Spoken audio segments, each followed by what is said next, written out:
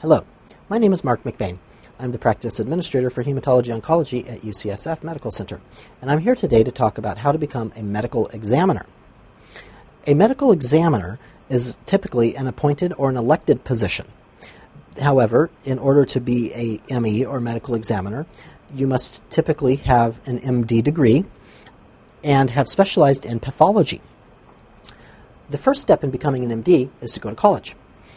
You need to complete a 4-year degree of study at a college or university, typically in a science, such as biology or chemistry. However, it is not required that you major in a science in order to go to medical school. If you choose not to major in a science, however, you will need to complete all of the science prerequisites for medical school, being at least 2 years of biology, at least 2 years of chemistry, a year of physics, and a year of calculus. Towards the end of your undergraduate career, you will need to take what's known as the MCAT, or Medical College Admissions Test.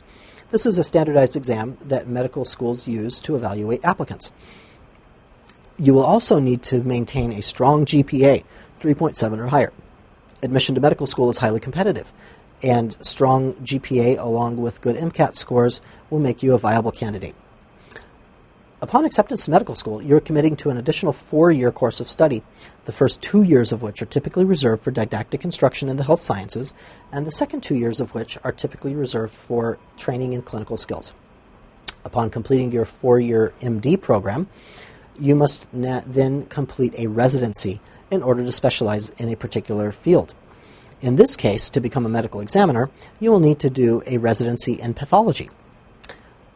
Once you've completed your residency, you can also opt to do a fellowship, which is an additional 1 to 2 years beyond your residency and is typically pursued by those interested in an academic career, or in this case, a appointed or elected position such as a medical examiner.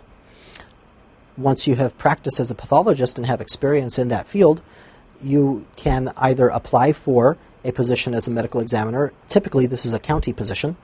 Or you can run for elected office as the medical examiner, again typically in a county jurisdiction. Either way, upon being appointed or elected, you become a medical examiner. This is Mark McBain, practice administrator for hematology oncology at UCSF Medical Center.